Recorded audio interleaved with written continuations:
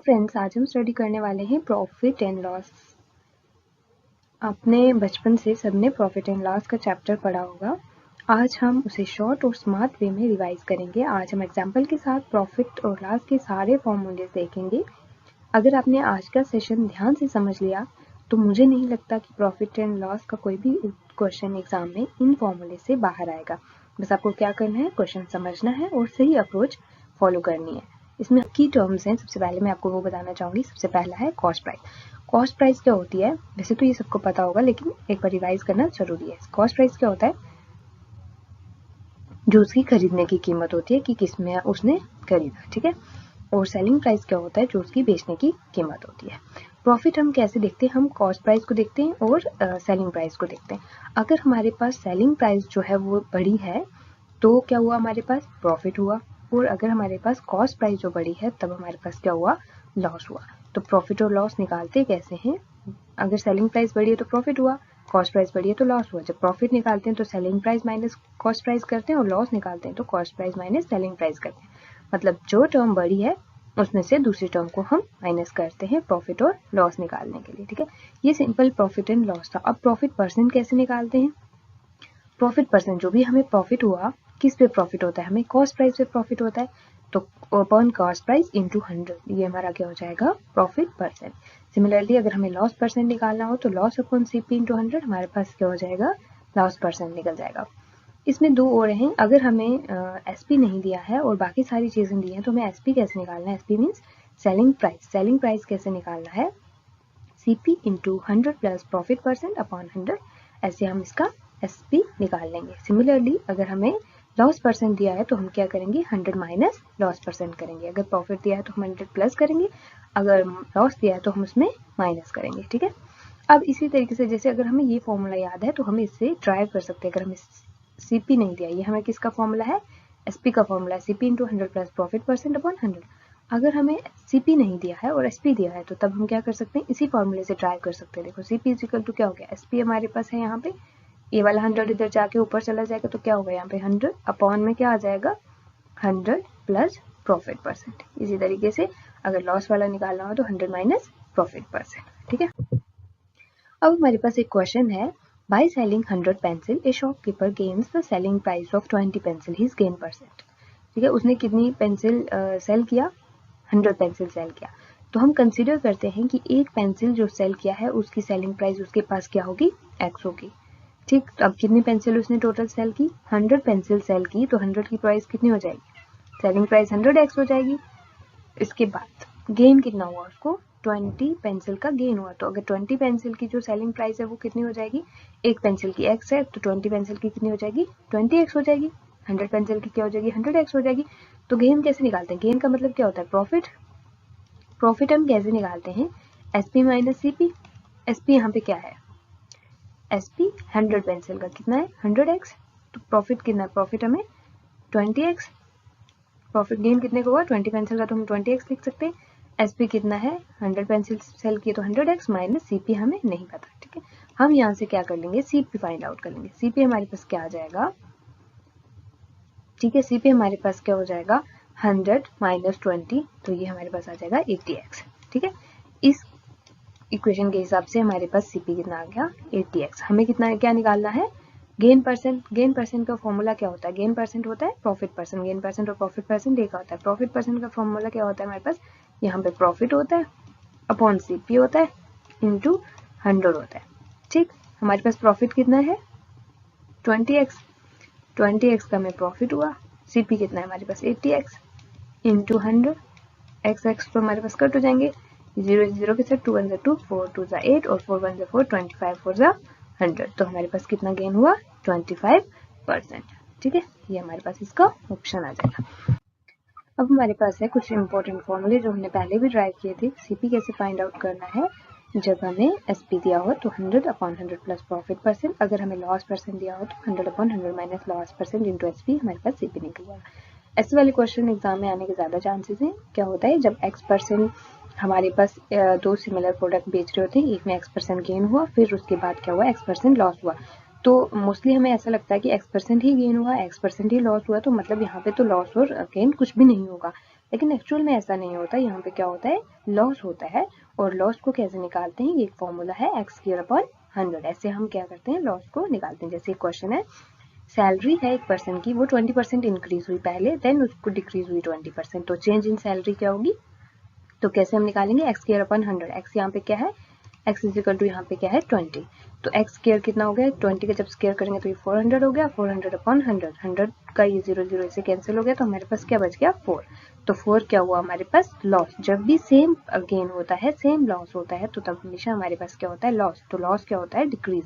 तो इसमें क्या हुआ, 4% डिक्रीज हुआ। ठीक है, अब हमारे पास एक क्वेश्चन है, A school bookshop sell in outdated biology textbook for rupees 49.35। तो इसका सेलिंग प्राइस क्या हो गया हमारे पास 49.35, मेकिंग अ लॉस ऑफ 6%। इसका लॉस कितना हो गया हमारे पास 6% हो गया। What is the cost price of the book, हमें कॉस्ट प्राइस निकालनी है, मतलब हमें क्या निकालना है, सीपी निकालना है। तो सीपी का फॉर्मूला क्या होता है, हमने अभी पढ़ा था पहले, लॉस दिया है तो 100/100 minus loss percent into SP. Okay, ये फॉर्मूला में याद रखना है।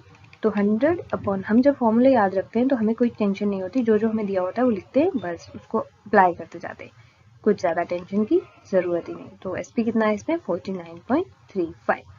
जब इसको हम सॉल्व करेंगे, यहाँ पे हमारे पास 100, यहाँ पे हमारे पास 94 इंटू 49.35, तो इसको सॉल्व करने के बाद हमारे पास आंसर आएगा 52.50। इसको सॉल्व करने के बाद, ठीक है, इसको मल्टीप्लाई करना है, डिवाइड करना है, तो हमारे पास आएगा 52.50। ये वाला सी ऑप्शन इसका करेक्ट होगा। इसके बाद हमारे पास कुछ टिप्स एंड ट्रिक्स, जो कैलकुलेशन, जो प्रॉफिट एंड लॉस में के कुछ मैं आपको बताऊंगी, जिससे आपको बहुत जो है वो आसानी हो जाएगी इसके क्वेश्चंस को अटेम्प्ट करने में। सबसे पहला कि हमें जो भी कॉस्ट प्राइस को बेस प्राइस जो है वो मानना है। पहले जैसे भी हमें क्वेश्चन को पढ़ना है, उसमें सीपी देखना है और एसपी देखना है, ठीक। उसके बाद हमें देखना है कि सीपी बड़ा है कि एसपी बड़ा है, इससे हमें क्या पता चल जाएगा, लॉस एंड प्रॉफिट, लॉस हो रहा है या प्रॉफिट हो रहा है वो पता चल जाएगा। और जो भी कैलकुलेट करना है, लॉस परसेंट कैलकुलेट करना है या प्रॉफिट परसेंट कैलकुलेट करना है, तो उसके लिए बेस हमें क्या यूज करना है, सीपी जो है वो ऐसा बेस यूज करना है, ठीक है।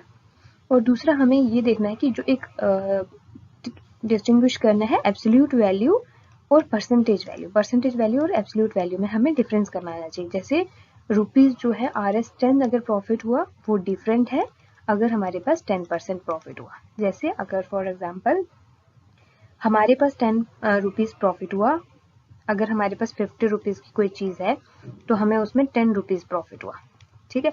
तो 50 रुपीज की चीज है, 10 रुपीज उसमें प्रॉफिट हुआ, तो ये कितना परसेंट हुआ इसका, 50 का 20%। लेकिन अगर वही चीज 100 रुपीज की है तो उसमें 10% प्रॉफिट हुआ, तो वो कितने प्रॉफिट हुआ, 10 रुपीज। तो समझ आया, मतलब परसेंट डिस्टिंग्विश करना हमें आसानी से आना चाहिए, ठीक है। उसके बाद हमारे पास है, यहाँ पे देखो कुछ सक्सेसिव ऐसे भी क्वेश्चंस आ जाते हैं, सक्सेसिव फॉर्मूला जहाँ पे यूज होता है, जहाँ पे क्वेश्चन में क्या दिया होता है कि पहले उसमें m% प्रॉफिट हुआ, फिर उसमें n% प्रॉफिट हुआ, तो इसमें हमें नेट प्रॉफिट कैसे निकालना है, m plus m into n/100।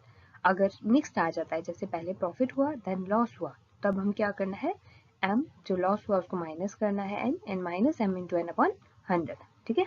ये अब मैं आपको कुछ मतलब ऐसे शॉर्ट बताती हूँ। जैसे सपोज कि आपको सीपी जो है, हम जब नहीं दिया होता तो हम सीपी को मोस्टली क्या कंसीडर करते हैं, 100 कंसीडर करते हैं।